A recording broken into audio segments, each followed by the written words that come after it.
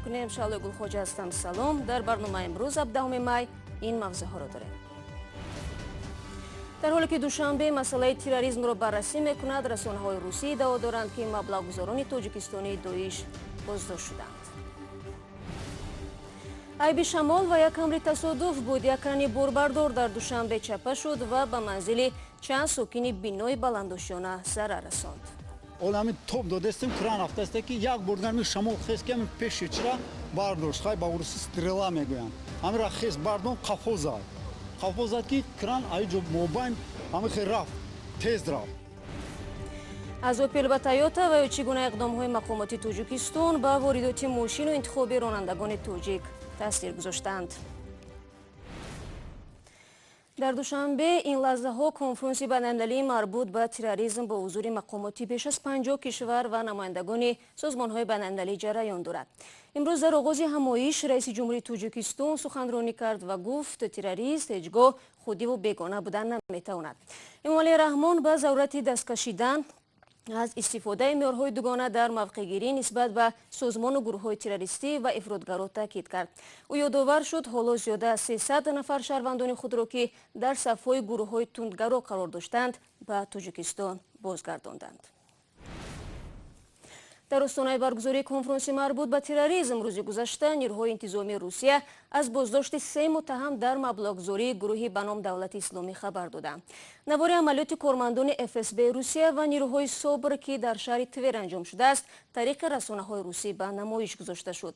дар навор дида мешавад ки 3 ҷавонро низомиён аз рахти хоб нима ориён бардошта ва завлона дар даст мебаранд.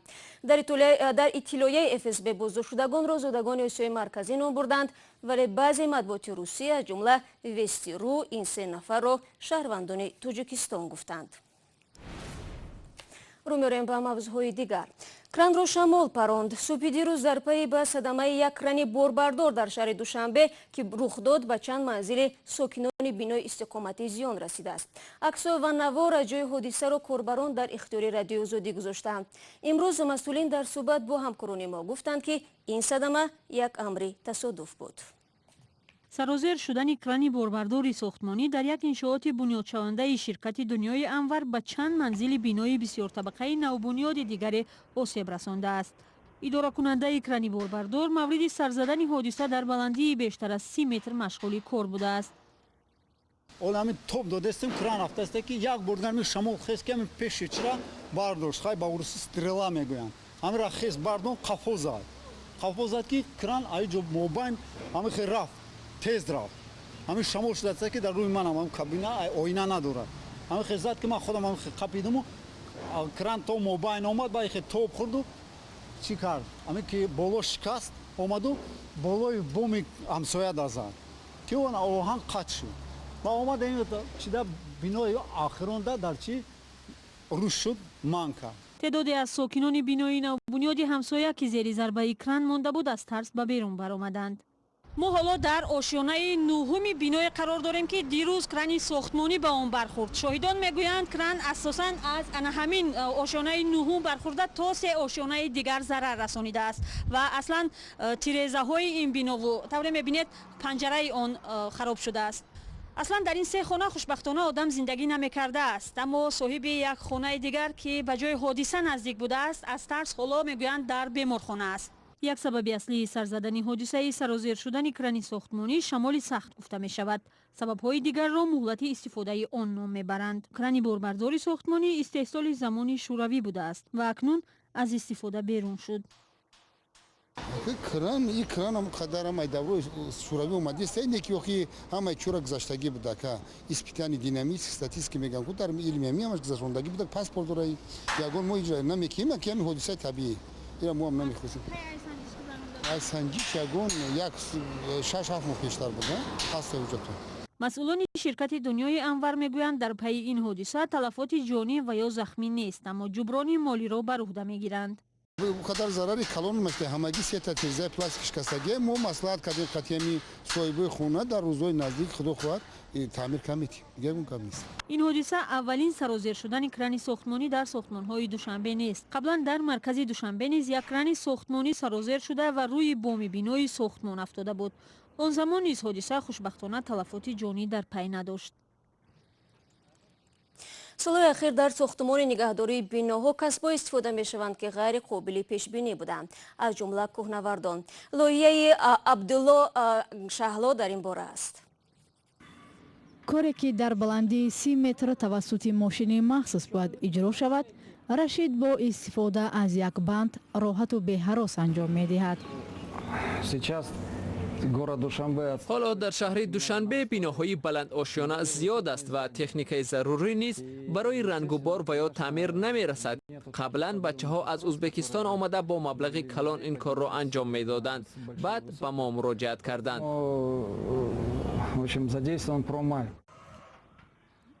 Рашид сохтмончӣ ё таъмиргар нест. ӯ як кӯҳнаварди бо таҷриба ва касбӣ аст.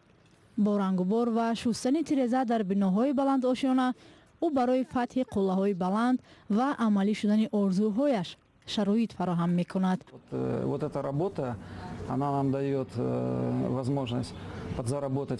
ин кор албатта ба мо имкон медиҳад ки маблағи иловагие дошта бошем. ин маблағро мо барои таҷҳизоти кӯҳнавардӣ, пойафзор, либос, ресмон, рюкзак харидорӣ мекунем ва метавонем ба худ иҷозат диҳем ки ба кӯҳҳои Помир ва ё дигар сафарҳо ҳам дошта бошем.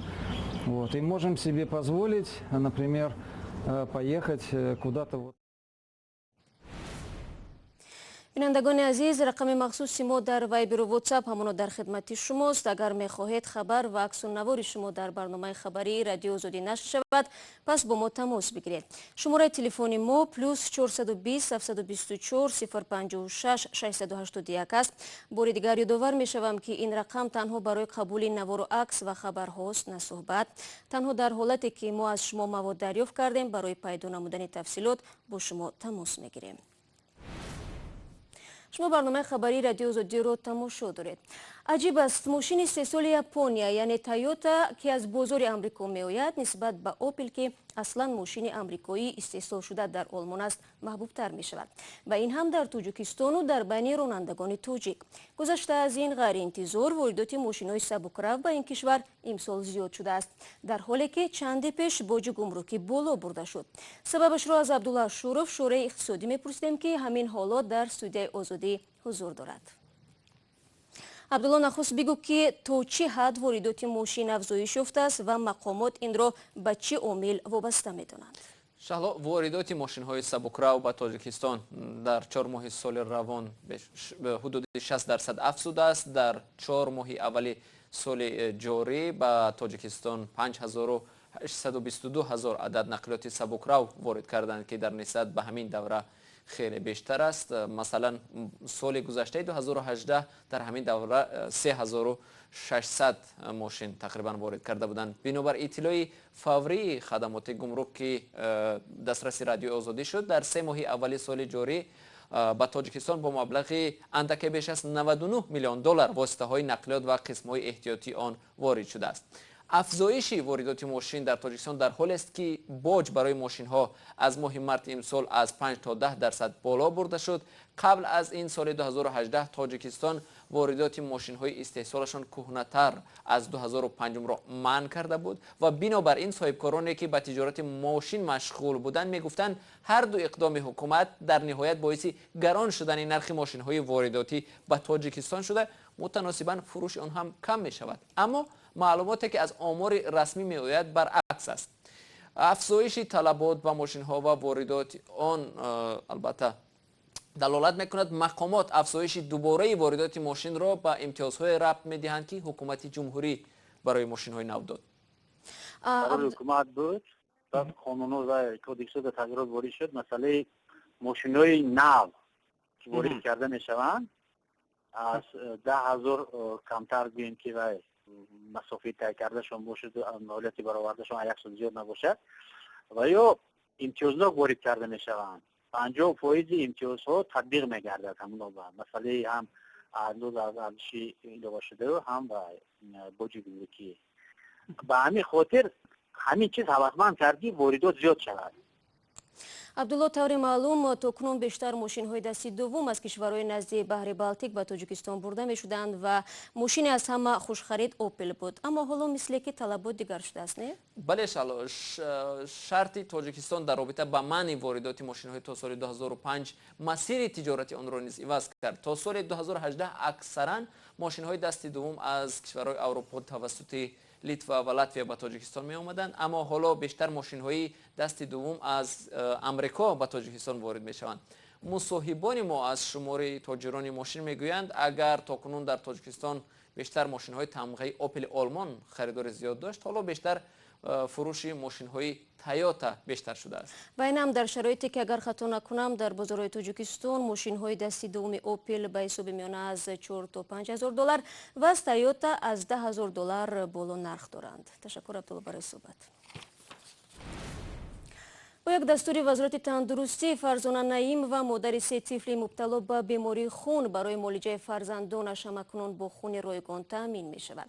این دستور در پی نشر گزارشی رادیو آزادی درباره مشکل فرزانه و بالوروی نرخ خون در یک جلسه با شرکت مسئولین ساحه طب صدا داده است. در صحبت امروزه با رادیو آزادی فرزانه گفت بعد گزارش از مرکز خون با او تماس گرفتند.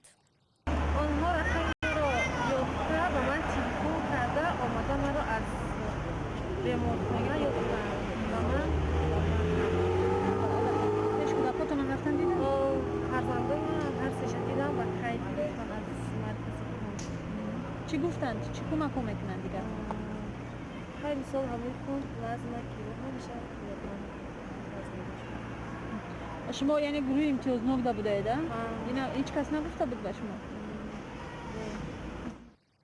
فرزانه نعیم و ساکن شهر سو روز 13 می در یک صحبت با رادیو آزادی گفته بود سه دختر خردسالش از بیماری لخشوی خون اذیت میکشند. به گفته فرزانه پس از هر خونروی که گاه تا دیر ادامه میکند به فرزندان او باید خون داده شود، اما به دلیل تنگدستی او نمیتوانسته از سری وقت به دکتر مراجعت کند و خون بخرد. صراف به قرب شد ولی دلار نه. پس از بسته شدن صرافی‌ها که بانک ملی تاجیکستان در بالا رفتن قرب اسعار آنها را متهم می‌دانست، دیگرگونی مثبت در بازار اسعار رخ نداد.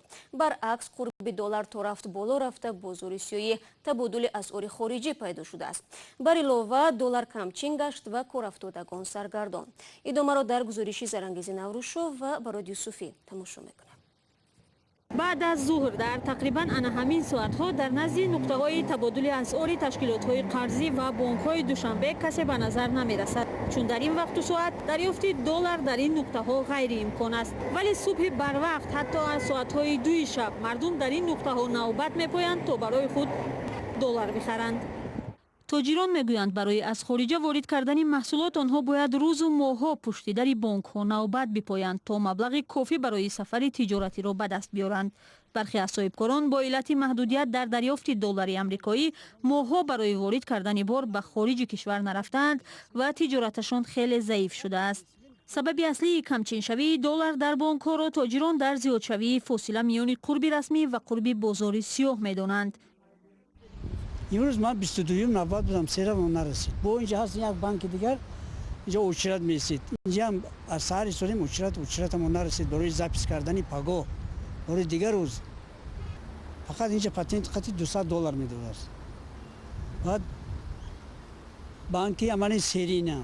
میام هر 10 روزی کوری بعد 10 روزی کوری یک مرتبه 200 دلار پاتنت رو به میداد است. 10 نفر دا 100 دلاری بی پاتنت رو به میداد است. در حال حاضر به گفته آنها در بازار سیاه 100 دلار آمریکایی بیشتر از 1000 سامانی فروخته می شود، اما قرب رسمی 1 دلار هنوز هم 9 سامانی و 44 درهم باقی مانده است. این است با این مطلب برنامه امروز را انجام میدیم. شما تا نشر نوبتی برنامه خبری در هفته نو بینندگان عزیز امکان دارید نورو گزارش‌های جالب را از آزادی ویدیو کانال ما در یوتیوب تماشا کنید. خبرهای تازه در وبسایت رادیو آزادی در آدرس www.azodi.org دسترس خواهند بود. همچنین در شبکه‌های اجتماعی رادیو آزادی صفحه‌های مخصوص را دارد که میتونید در اونجا موضوع خوب را پیدا کنید. برایتان استراحت خوب می‌خواهیم و تا ملاقات بعدی در هفته نو خدا